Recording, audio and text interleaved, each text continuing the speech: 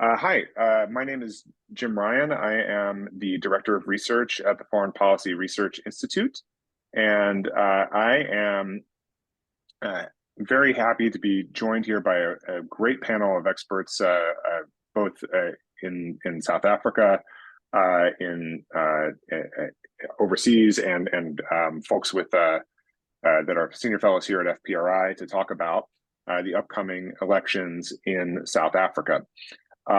This is a topic that we've been following in FPRI for some months now and look to cover, as deeply as we possibly can in the coming months. And I'm going to be moderating this session. How it's going to work, we have a set of questions that we're going to go through our panel over the course of about 30 minutes, and then we'll open things up to questions and answers from the audience. I want to encourage all of you to pop questions and answers as they come to you in the Q&A box. We'll get to them in the order that they're received or the order that we're able to answer them. And the last sort of programming note is I'm going to introduce our speakers here right off the top, and then I'll provide fuller bios in the chat, so pay attention there when folks begin to speak. So with us here today are Victor Ojakorotu, who is currently the Deputy Director of the School of Government Studies at Northwest University in Mafikeng, South Africa. Next, we'll have Robert Mattis, who is a Professor of Government and Public Policy at the University of Strathclyde and an Adjunct Professor at the Nelson Mandela School for Public Governance at the University of Cape Town. Following Professor Mattis is going to be Ambassador Charlie Ray, who is a member of the Board of Trustees here at FPRI and the chair of our Africa program. He's also a former U.S. ambassador to the Republic of Zimbabwe and the Kingdom of Cambodia. And our last speaker today is Michael Walsh, a senior fellow in our Africa program, and also an adjunct professor at Howard and Georgetown. So it's really great to be with all of you gentlemen today. And I'm going to start with Professor Ojakorotu, who's going to talk a little bit about the last elections in South Africa and where they left us looking forward to the upcoming elections. All right. Thank you, James, and thank you, my colleagues, for inviting me for these important issues that looks at the issue of elections in South Africa. To a large extent, we also talk about other elections in Africa. But let me start by saying the fact that the forthcoming election is as important as those of 1994, because 1994 election in South Africa changed the political landscape of South Africa, which also, it is the view of scholars that the forthcoming election will also change the political situation of South Africa because of some specific reason. One of these reasons is that there have been a series of allegations against the current political party that is in power, ranging from high or gross level of corruptions and other issues, poor service delivery, and other complaints from the citizen at large. Then secondly, which is also very most important, when you look at the pre-election agreement among some political parties, one will be of the view that what is going to happen in 2024, will it be possible to remove ANC from power with this pre-election agreement? So we are looking towards that and see what is likely going to happen in South Africa come 2024. But more importantly, I need to emphasize the fact that election is more or less an important element in liberal democracy in terms of process of leadership, succession or change, or instrument of political authority and legitimation. So in that context, then one is bound to ask, will there be a change in South Africa from 2024, given the political trajectory from the last election to 2024, what will actually happen? Will the ANC still be in power? Will they be able to get the necessary vote that will keep them in power? Because from the perspective, people argue that, look, from 2024, we are going to have a coalition government. But the question is, will the coalition government be able to rule the country? But what we've seen in recent time, especially after the local government election, we have some coalition in some of this metro, but it was a disaster. Are we going to have such a disaster in 2024? These are the issues we need to grapple with in South Africa. And aside from that, one important point is that the inability of opposition to present a united front will still keep ANC in power.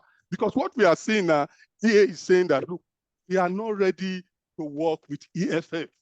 What is this saying? These are the two major opposition political parties. One would have expected EFF and DA to work together as a united front in order to remove ANC from power. But the reverse is the case.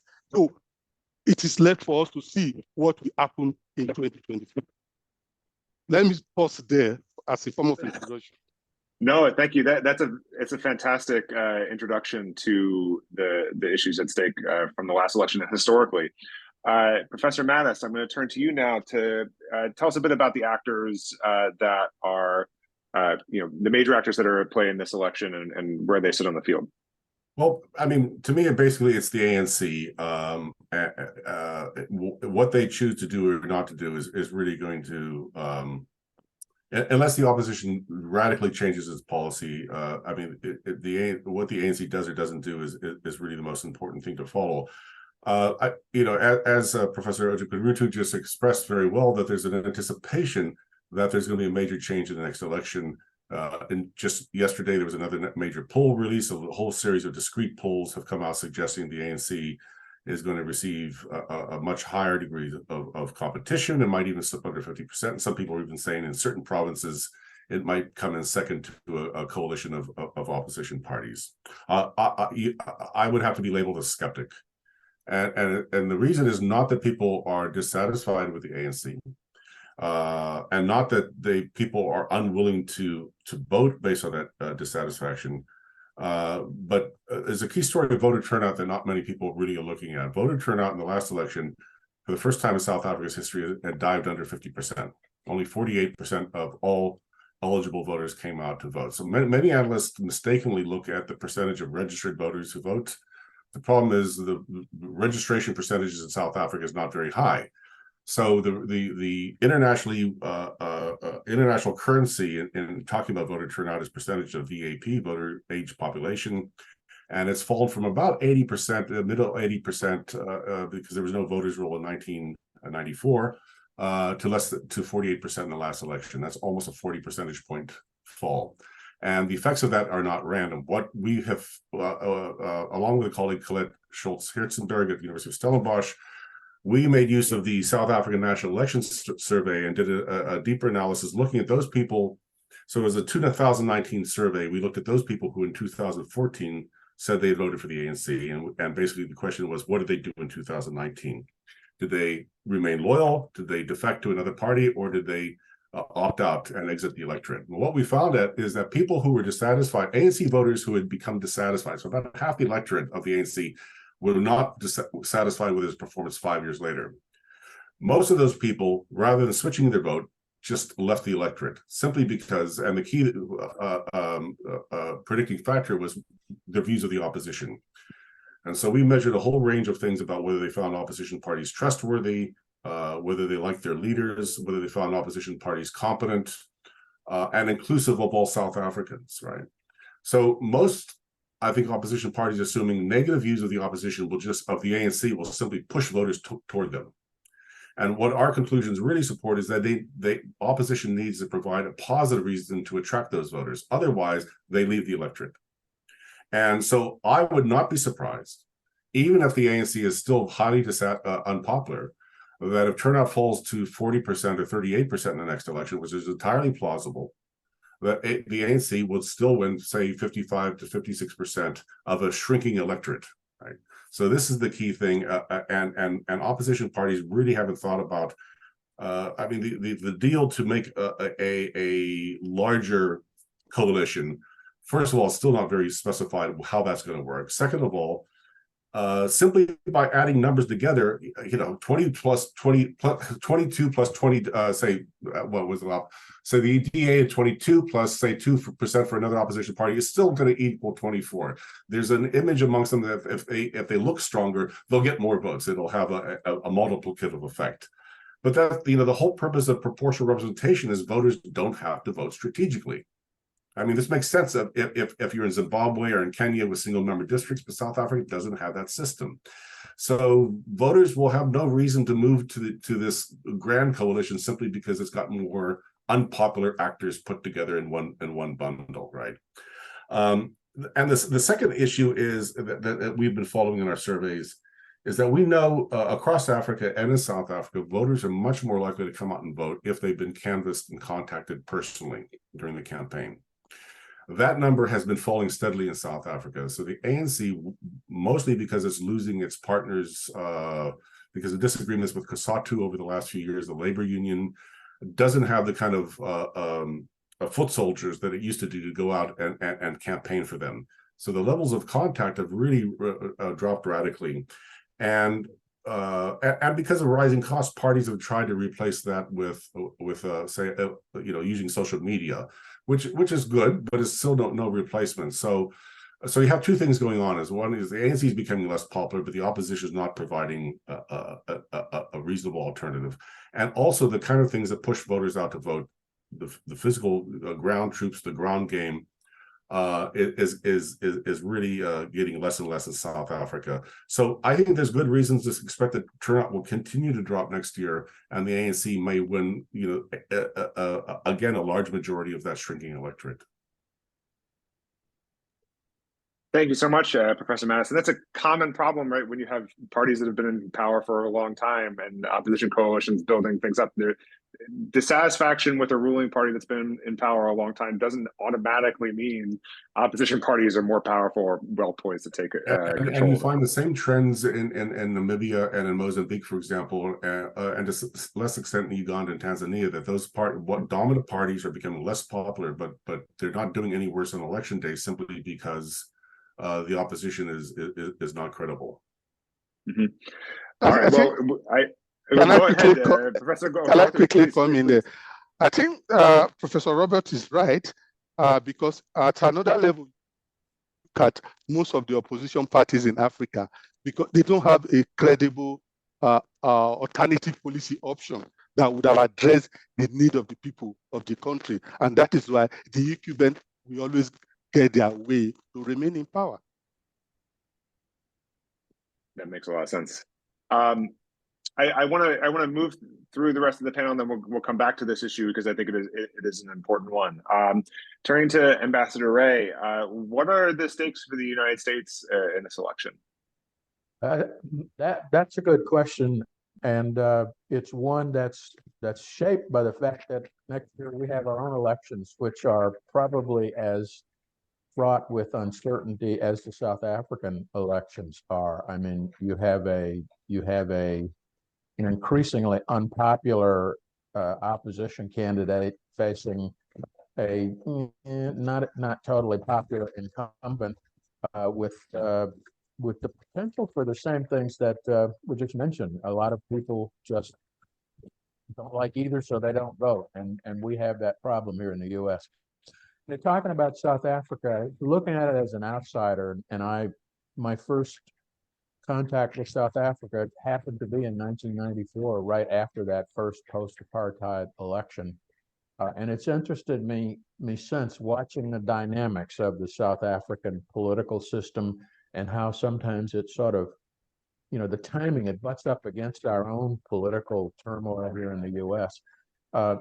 And I totally agree with Professor Mattis. I mean, the issue is not whether the ANC is popular or unpopular when you have an opposition that's fractured and doesn't offer alternatives for people. And again, speaking as an outsider, the alternatives I see in South Africa are, the key issue now is this whole power distribution rolling brownouts. But I think that it merges into another problem that the South African government, the ANC, has failed to address from 1994. I remember in 2010 or 11 having lunch with a senior advisor to then President Zuma, and we were discussing the situation in Zimbabwe, but South Africa came up, and what this individual said to me was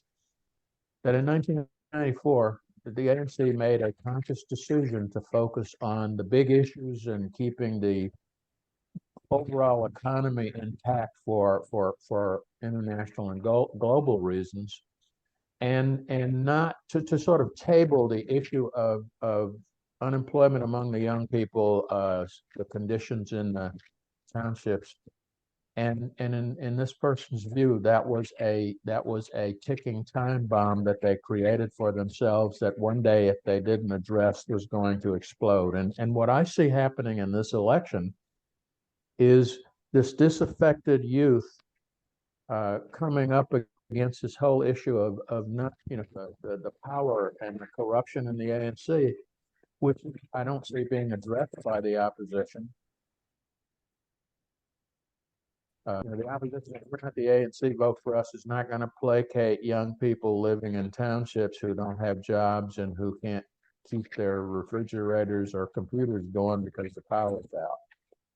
And what that means for the U.S., it's going to complicate the ability of the two governments to reset the relations, which have been on what I really see as a collision course since last year, with this whole confrontation over South Africa's position vis-a-vis Russia and the Ukraine issue, which to me really underscored some tensions that have been there all along. The ANC has a large segment that's never been trustful of the U.S. That's always been sort of pro-Russian, if you will. And I don't think we here in the U.S.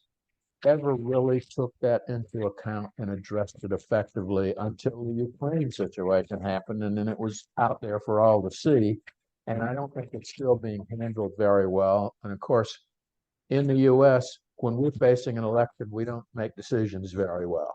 And so with the South Africans facing an election next year and us facing an election, I hate to say it, but I predict just total mess between now and 2025. And maybe in 2025, whoever wins on both sides, hopefully will be amenable to sitting down and trying to figure out how do we work ourselves out of the mess that our inattention has gotten us into. And that, of course, depends on us not electing an occupant of the White House and not seeing a shift in the Congress to the isolation.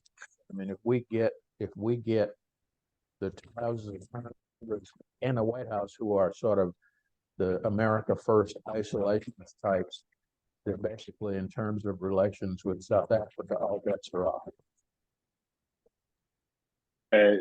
Thanks, Ambassador Ray. And I think you raised a really good point that segues into my question for Michael Walsh.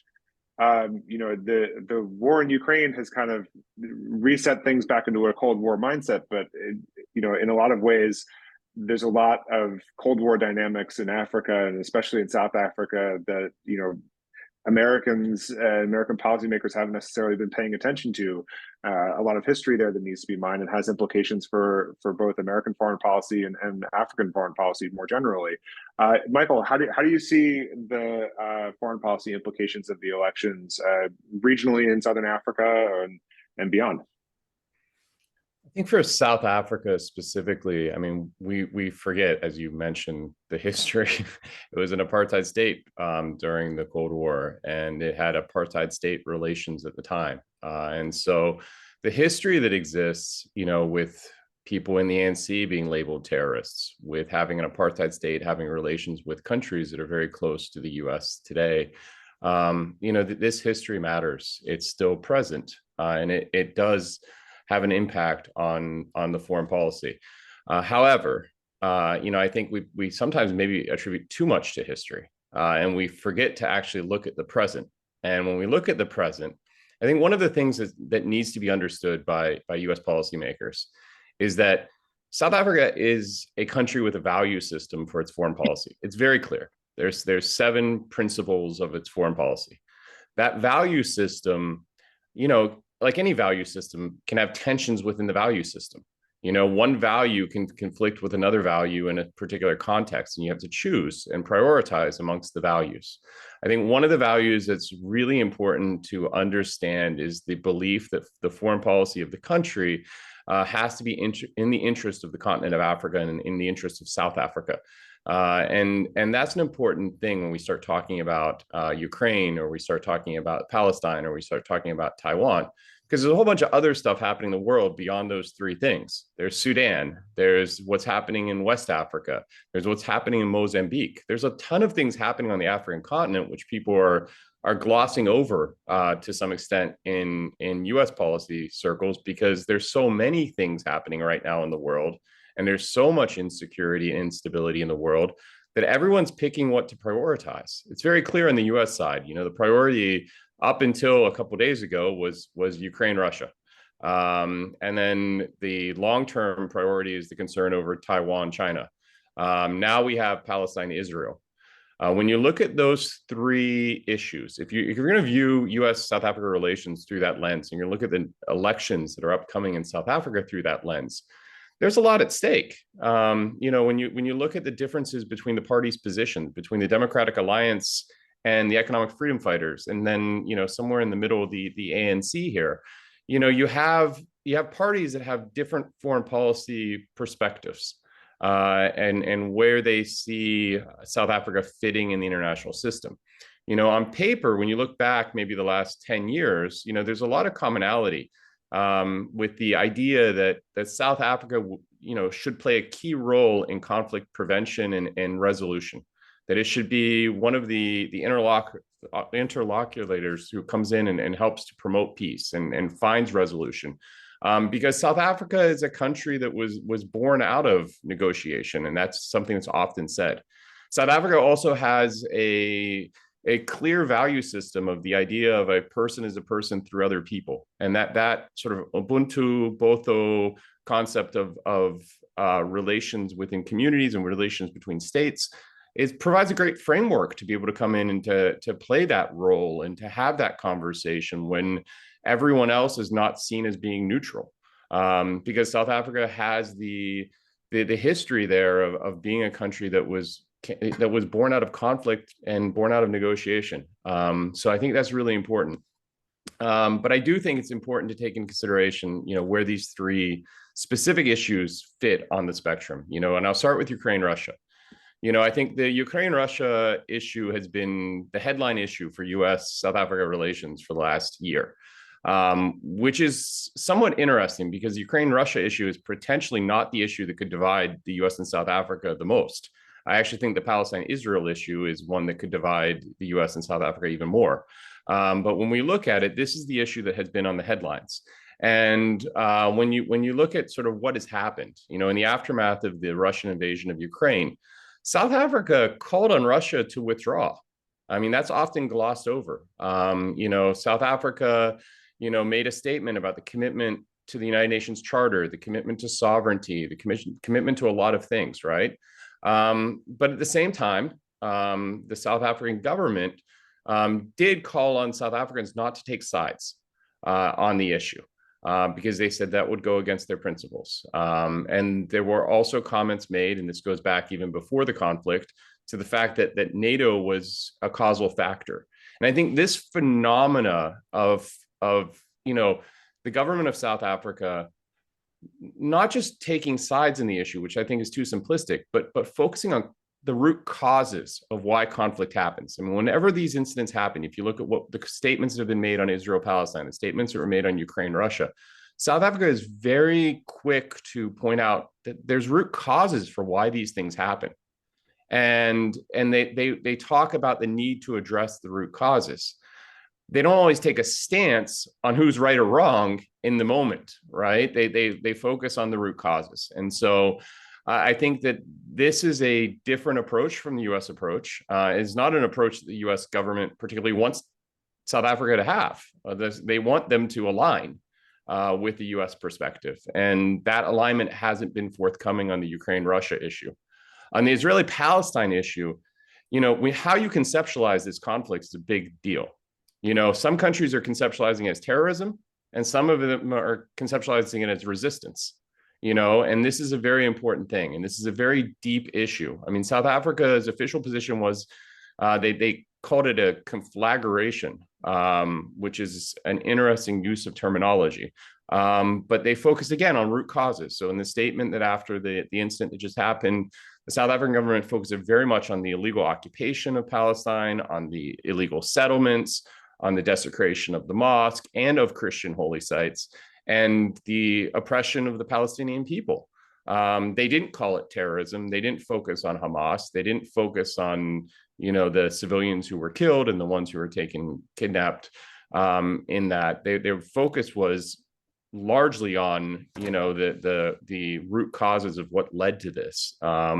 And so again, that puts the U.S. and South Africa, especially as the U.S. is moving forward with what looks like a very more engaged approach to the Israeli-Palestine issue than we've had in the past on the military side.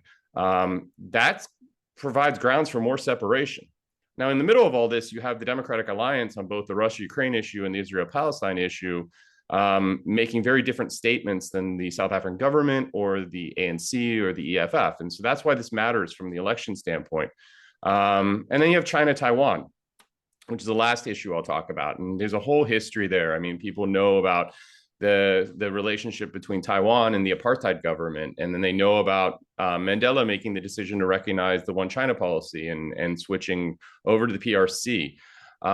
What's escaped most Americans' view is, there's been this ongoing sort of dispute between the Democratic Alliance and the South African government over the one China policy and what that means in practice. And you've had, a very famous visit by a mayor to Taiwan, which was condemned by the government because they saw it as a violation of the one China policy. And the Democratic Alliance has said that they are an ally of Taiwan. And so they've made some very clear statements on where they stand on the Taiwan issue.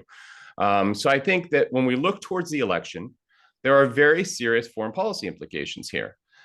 From a alignment standpoint, the Democratic Alliance has made a public statements that makes it more aligned with U.S. government policy today than some of the other parties. But I think this is where it's really important to understand the context of all of this. To get to the previous point of one of the other panelists, Democratic Alliances can't win an election in South Africa. They're not going to be a majority party. They never can be. They would have to rule in coalition. And you have to understand the context of the greater society in South Africa as well. There's a lot of people who support the Palestinian cause in South Africa on moral grounds. And so this is a deep-seated issue. And they have experience with the apartheid government labeling the ANC and other people who are fighting for what we would now consider to be the right side of the cause. Even the US government would acknowledge that. And so, Mandela was labeled a terrorist. So, to be in a situation where you're labeling one group a terrorist and somebody else labeling a resistance, it's a hard position for a lot of people in South Africa to be in. And then in the middle of all this, they're struggling to keep the lights on, and most people don't have jobs, and there's a lot of other issues. So when you look at how this plays out, some people in Washington and the Beltway want to throw all the weight of the US government behind a political party in South Africa. That's a mistake. The US doesn't intervene in democratic elections overseas. We're not supposed to. That's not what we're supposed to be doing. We're supposed to be promoting democracy. And that's the competition of ideas. And that's the promotion of free and fair elections. And so there is a party in South Africa that it seems to be more aligned, but that doesn't mean that the country is more aligned. And it doesn't mean that it would be the right thing for the US to push support towards one group or another. And I wrote the piece for FPRI where I talked about how the elections are going to complicate matters for the US and South Africa for resetting relations. And I think this is where leadership needs to come in on the US side and on the South African side. The US government and the South African government have to understand that there's independent actors who are at play here that neither side can control because it's a democracy. And so people are going to be out there doing things. And I think the attribution of that to the US government on the South African side would be extremely dangerous. Because I think that, if a think tank in DC decides to hold an event and talk about how one party is better than all other parties in the South African election, that doesn't mean the US government's behind it. And you shouldn't attribute it to that. And I think that there's a huge risk here, though, that when you start to see, different groups in the U.S. and not just in the U.S., but also partner and ally countries, maybe making campaign contributions, maybe, inviting people from political parties to speak at events, doing all these sort of things. There's a risk there that can lead to attribution to the U.S. government. And I think that's something that needs to be managed. And I think that's a risk going into the upcoming elections. All right. Thanks for that very comprehensive overview, Michael. You raise a number of very, very important points about how foreign policy functions a bit differently in South African politics than it does in U.S. politics. What I'd like to do now is give each of our kind of go one more time around the panel to give you all a chance to respond to anything that might have come up in previous comments. And then we have got a few questions from the audience that we can address once we go through the second round. I want to also, again, encourage everyone in the audience, if you've got a question, pop it into the Q&A box. We'll get to it very soon. And if you have a chance before the webinar is over to fill out our feedback form, you can find that in the chat as well. Professor Ojakorotu, can I turn to you now for a response to anything that came up in the previous comments? Yeah, thank you. On my part, I try to look at the fact that even though people were dissatisfied with the ANC government, but at the back of our mind, we must be of the view that the majority of the citizens, especially the illiterate rural areas of South Africa, are still going to vote for ANC because of the past history of South Africa. It will be extremely very difficult to convince those people in the rural area not to vote for ANC because they still get their grants from ANC. So that is what we should be at the back of our mind. Then the second point is that because of lack of a united front among the oppositions, the ANC will still be in power.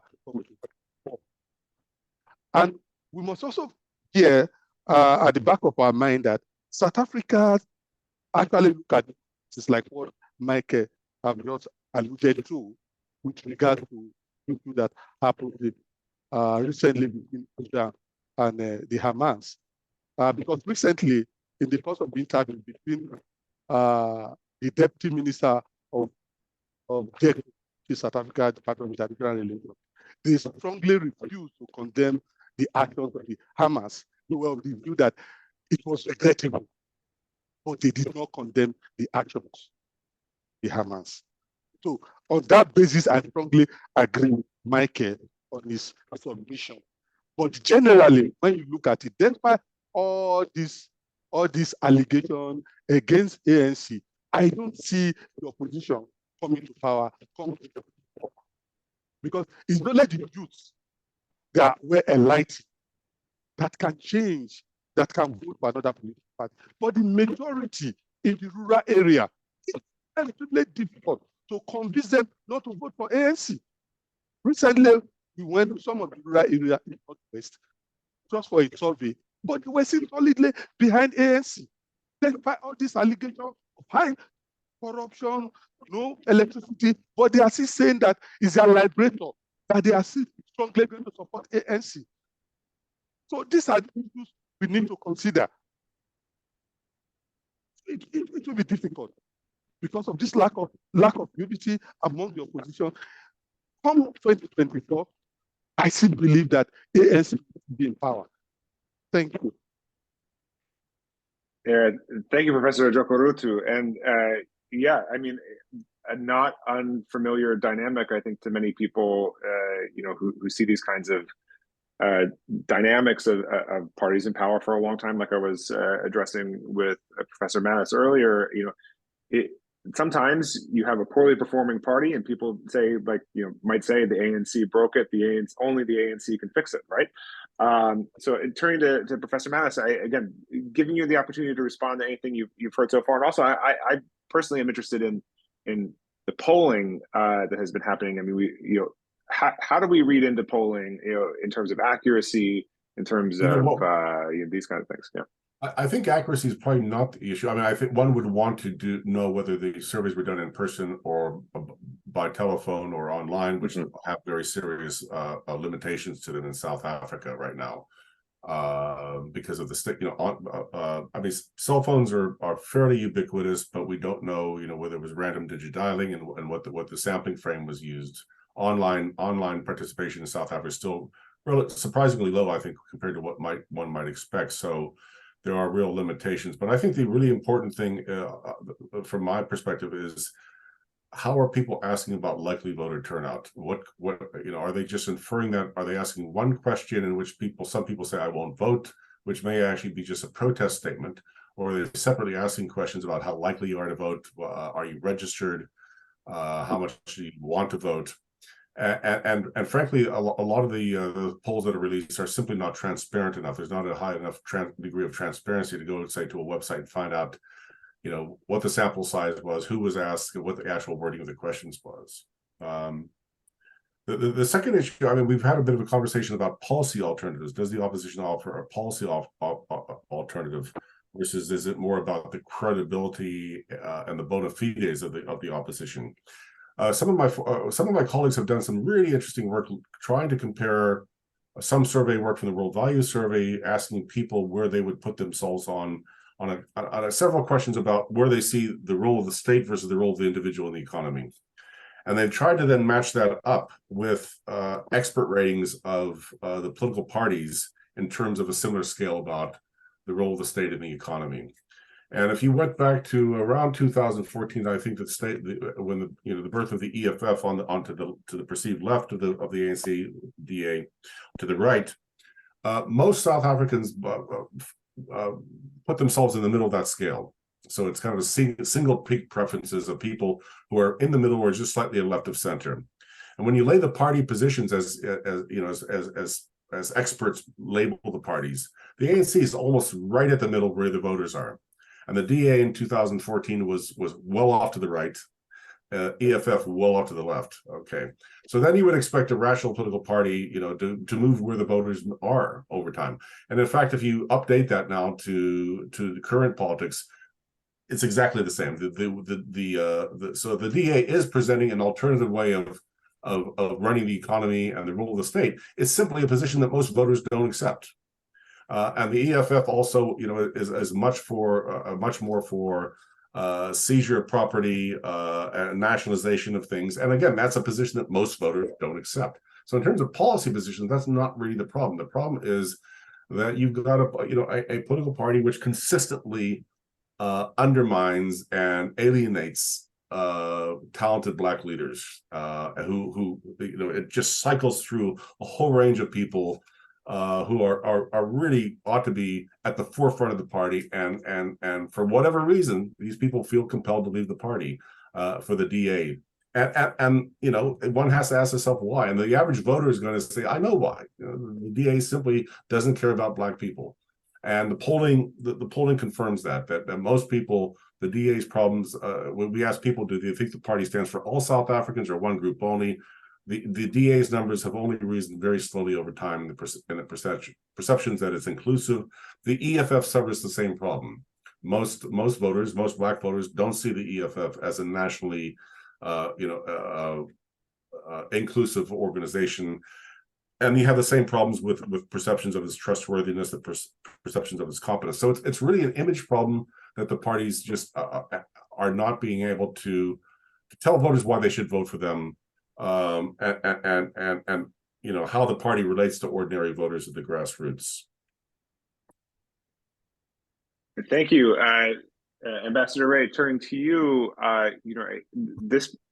it's a really interesting problem that Professor Maas brought up about the problems of elites within the ANC and keeping talented people in the party, dealing with corruption too being a major issue. I'm sure you've had experiences dealing with these kinds of issues in the places you've served, and perhaps in South Africa in the past. What can you tell us about the way a U.S. mission to a country like South Africa could do to ameliorate some of these issues? That's a good question, and I'm frankly not absolutely, particularly in the situation of South Africa right now, after the tensions between our ambassador there and the government, that the embassy has a lot maneuver room. But one of the things that I think, not just the embassy, but the African Bureau back here in Washington and the State Department writ large can do is to send a clear message of where we stand, and as someone said, we shouldn't be allying ourselves with one party. We should be allying ourselves with the principles of representative democratic government, controlling corruption. And to sort of echo something that Michael said about the need for leadership, there is, I think, on both sides, the need right now over these coming 24 months or so, because there's, the run up to the election and then the aftermath are going to be very important. The need for sober, mature leadership on both sides. The comment was made that, the South Africans need to be careful not to overinterpret actions by certain independent actors here in the U.S. Well, I say the same thing on the U.S. side.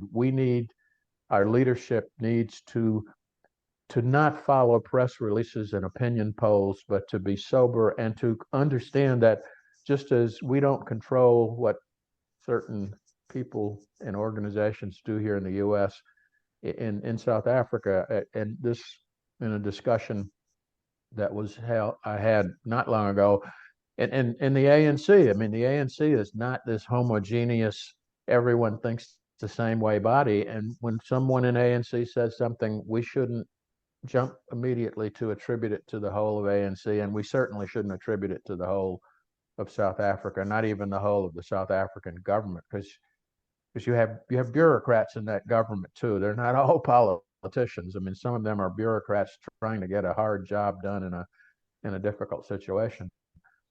And I think the role that the embassies can play there is to make sure that they're accessible to everyone, whether they agree with them or not. I mean, as a diplomat, you have to be sometimes more willing to talk to the people you disagree with than to talk to the ones that are already on your side, so that you understand where they're coming from. Actually, I probably rephrase that. Listen to. We need to listen a lot more than we talk, and make sure that the image we present to the South African public is of an involved, but not partisanly involved, concerned actor who is trying to work with South Africa for the benefit of all South Africans. And that should be the role of the embassy, keeping in mind that the first mission is to take care of those American citizens living, working, and traveling in South Africa. And if you focus on that, at least you do no harm that way. I'm not sure, frankly, that there's much good that can be done in the mess we're in right now. I think if I were in that embassy right now advising the ambassador, my advice would be, let's try not to make things worse. As someone who's the partner of a physician myself, do no harm is a very good mantra to live by in all respects, and most of all in diplomacy, I would say.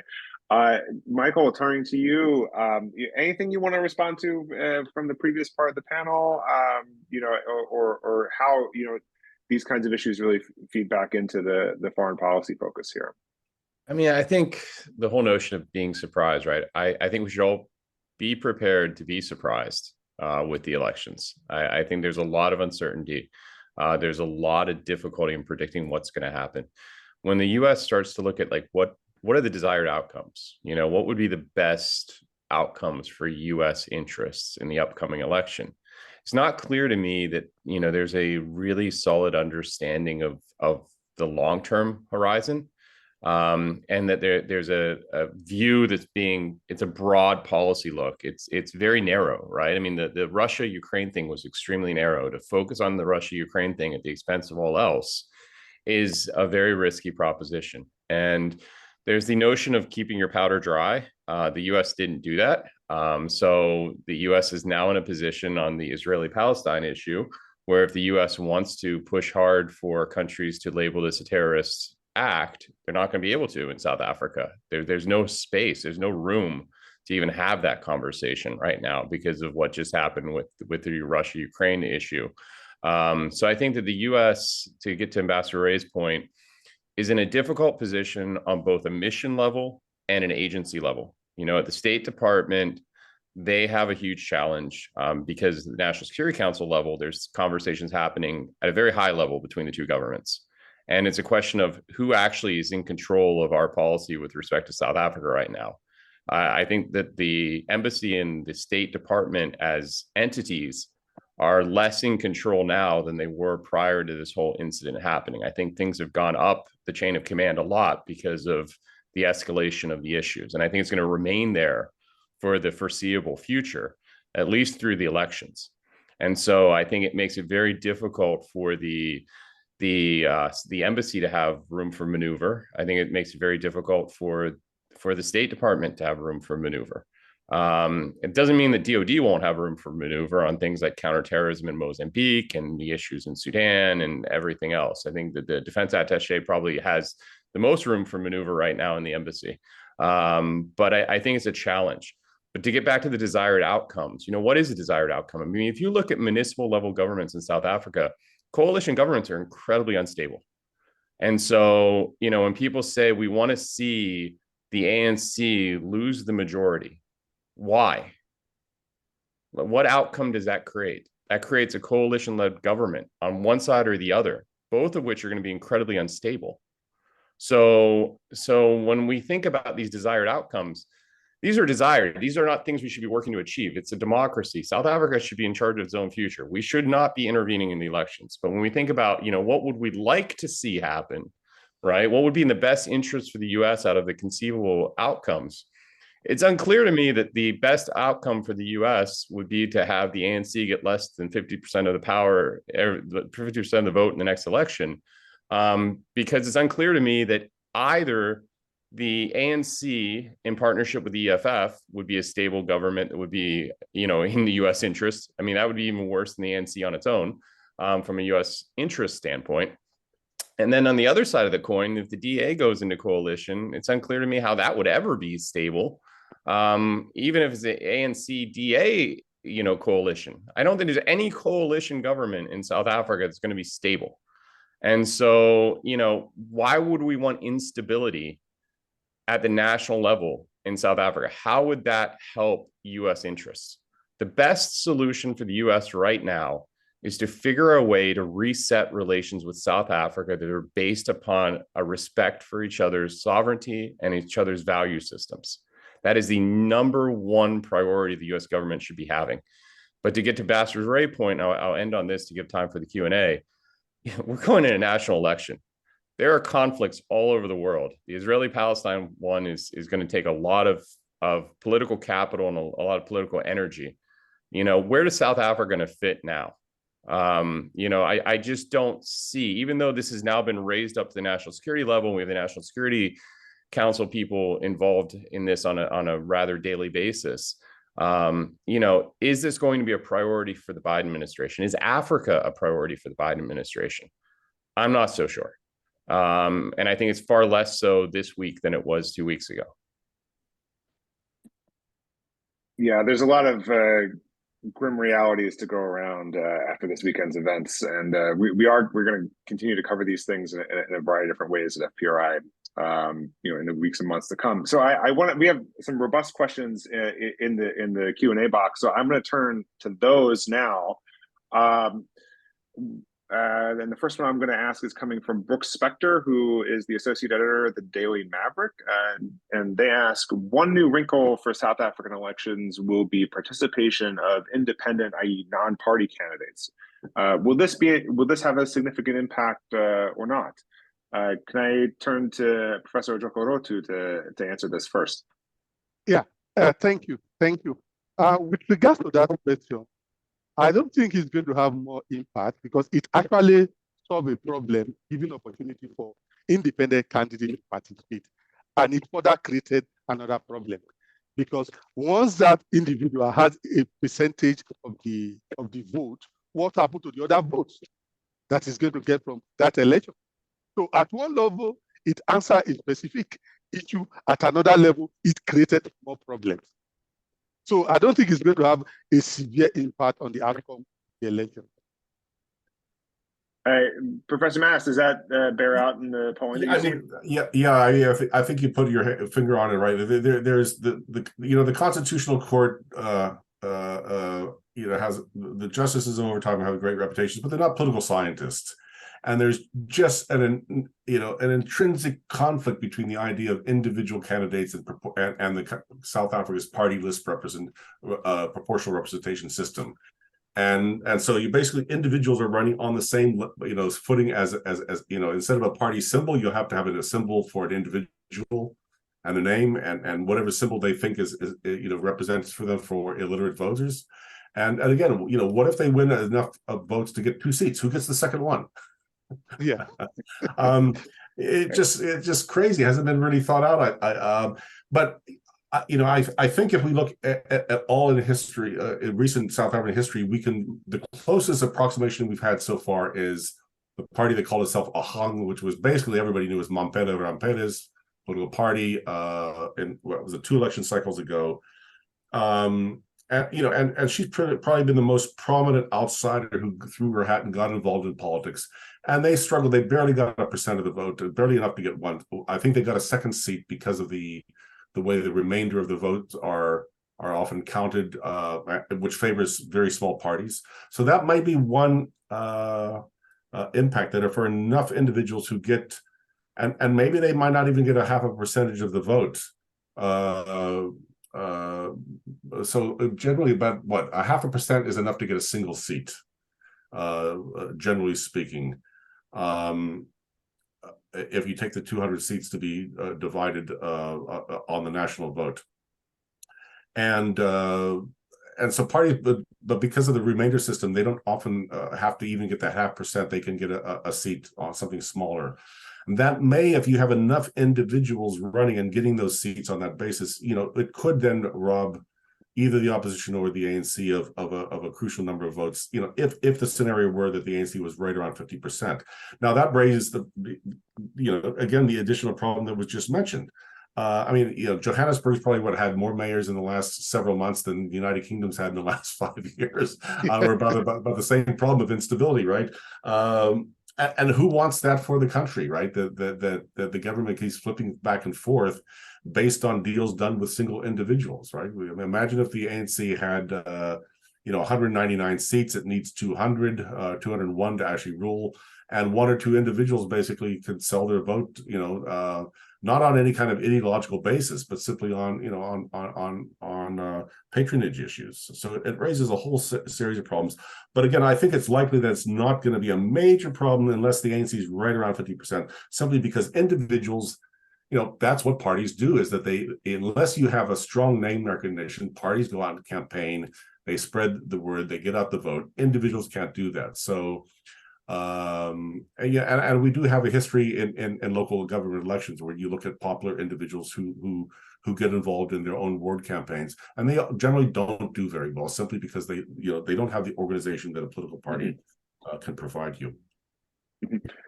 Yeah, that strikes me as a situation in which the goal may not even be to win the election, but to impact that election or future elections or party politics, years down the road, building an individual leverage, against one or the other political actor, which makes sense to me. In the interest of time, I'm going to run to a couple other questions because I think we got a pretty solid answer to that one. I have a question here from Tony Carroll. It says, to what extent will the rise of will Rize Nzanzi, sorry if I'm mispronouncing that, impact the election, and could they be a coalition partner with the ANC?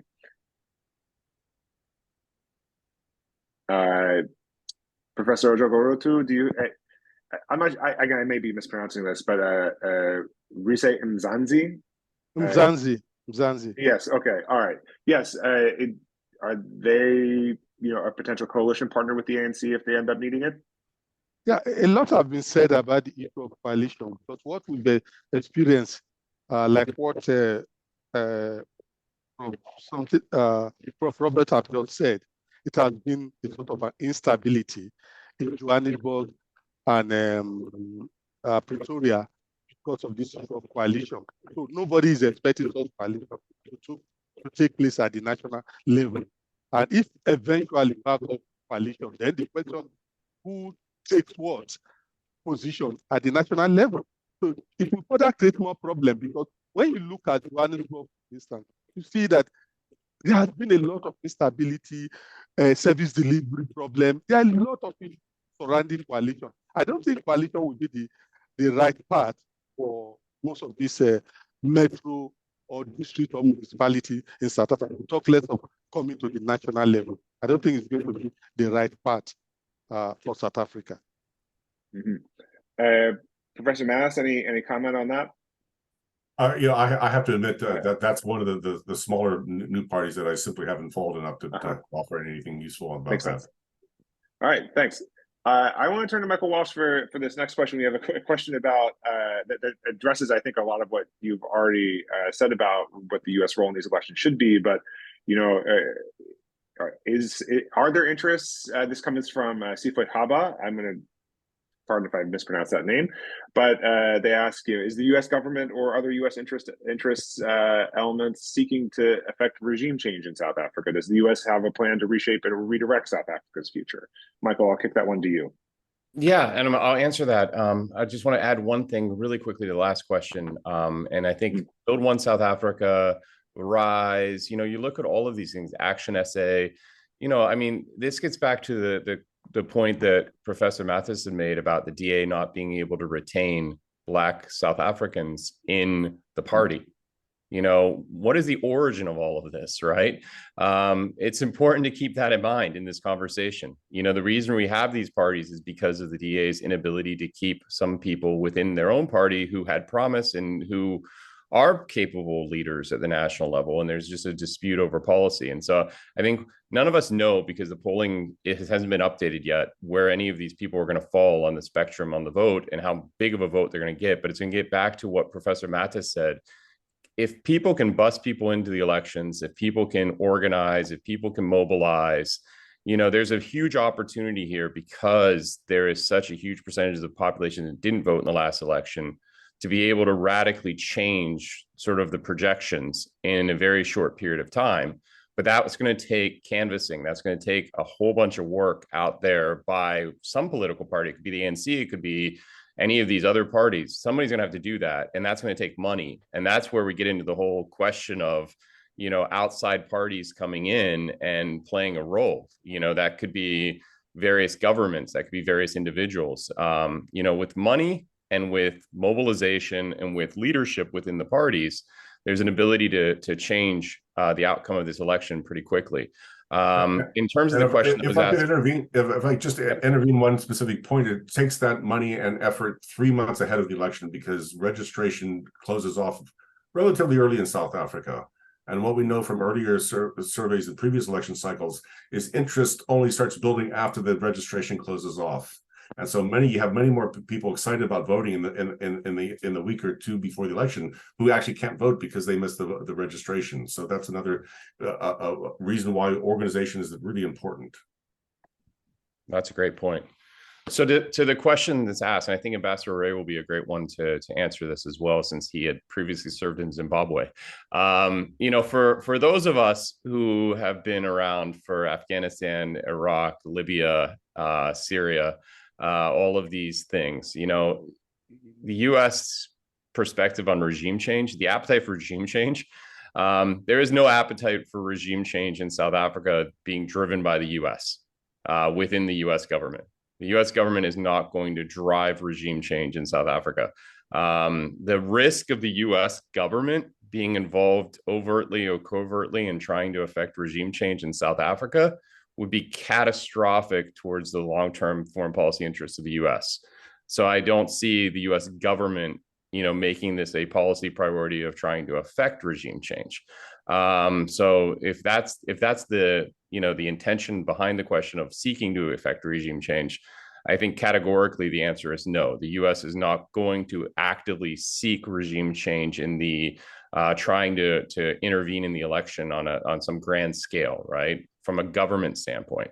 They're going to be engaged, though, with all the different parties because they need to understand and have their fingerprint on, what's happening on the ground. And they're going to make statements about their own foreign policy positions and their own interests and things on the sidelines, which could have an impact on the elections. But affecting regime change is something else. That's a grand scale engagement, which the U.S. is not going to be involved in.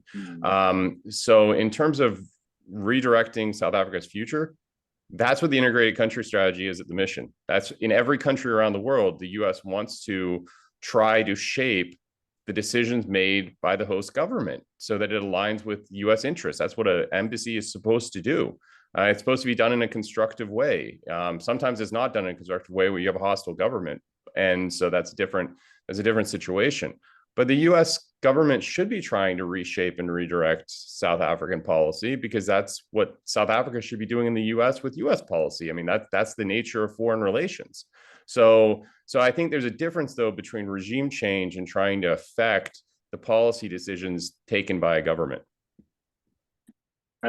Thanks for that, Michael. Ambassador Ray, go ahead if you have. Yeah, I mean, I would totally agree. And I'd like to say, I mean, I would not say that we don't have individuals in this country, to include individuals in government, who might not wish to see change in South Africa. But we have to distinguish between individuals, regardless of their position, who might have a platform to say certain things, and government policy. And Michael made a good point. I think our appetite for trying to go in and directly change governments has been somewhat whetted since the few miserable failures of attempting to do it. And I think I feel fairly confident in saying there is no U.S. policy to affect regime change in South Africa. And what I would, and this is sort of language here, I mean, diplomatically, I would say that our integrated country strategies are not really intended to reshape and redirect as they are to influence. And that's again, that's just a matter of semantics. When you say reshape and redirect, people immediately think something more aggressive. But yeah, I mean, our goal as diplomats when we go to a country is to influence that country, that government, to make decisions that are in our interest. But that should not be taken as regime change, because that's a whole, I mean, that's one of, going back to Colin Powell, regime change means breaking it, you own it. Influencing means try to get them to go our way, and if they don't, okay, well, we'll try something else.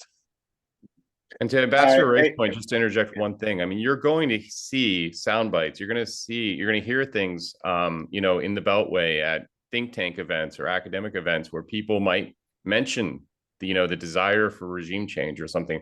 Again, those aren't even government officials. Those are individuals, and they're speaking, and they're not in positions of authority. They're not in positions of power.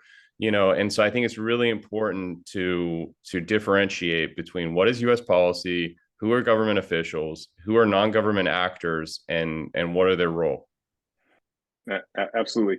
I want to be sensitive to the time because we're a little bit over here, but Professor Mannis, if I can, I want to ask one last question that's come in from the chat here, because I think it's a little bit interesting, and then we'll wrap this up. There's another question from Brooke Spector, who's noted that there's been an increasing split between urban and rural voters, along the lines with the ANC. What about generational differences? Are you're noticing differences between younger and older voters? Yeah, I mean, I think the ANC has a lot less hold on the mind of younger voters who simply don't have those memories, right? The born freeze, meaning, and it's not really when you're born, it's simply when people who became, say, 16 and older since 1994, and they don't have that experience of standing in line and all the emotion that went into the 1994 election or the transition before that. And then I think they're much more, especially if younger voters in urban areas, they're much more likely to ask the question, what have you done for me lately? And to have a less emotional reason to go out and support for the ANC, or simply to register and vote. So one of the biggest distinctions in registration data that the IEC has produced over the last few elections is virtually everybody over, for example, the age of 75 is registered. But under the age of, say, 35, registration rates are really abysmal. and the Electoral Commission simply needs to do a better job on you know, in concert with political parties and voter education organizations, and they're trying to do a better job getting younger people, and again, getting them interested. They may get really interested and exciting a couple of weeks before the election, but then it's too late if they're not registered. So a lot of work has got to be done around the, you know, by early January next year, or December of this year, to go into schools of people who are about to turn 18, to go to universities, to go to training colleges, etc., and go to places where young people are and get them, you know, start getting them interested now and making it as easy as possible for them to register and become an eligible voter. Good advice. No matter what area we're talking about, South Africa, the United States, doesn't matter. Get out and vote, register in advance. Anyway, folks, thank you so much for sharing your time with us this morning, and for your insight into this really crucial election that's upcoming. I hope that we can reconvene either closer to the election or just after, you know, to get everyone's reactions to what's going on, and you know, look forward to hearing more from you as time goes on. I want to thank everyone who joined us in the audience one more time. And also just to say, if you have a chance to fill out the feedback form that's been posted in the chat, or if you're able and interested in you know, following what we're doing here at the Africa program at FPRI and supporting us with donations, we make all this content free to you. It's not quite free to us. So we really thank you for your support in that area. So thank you all very much, and we'll see you again very soon.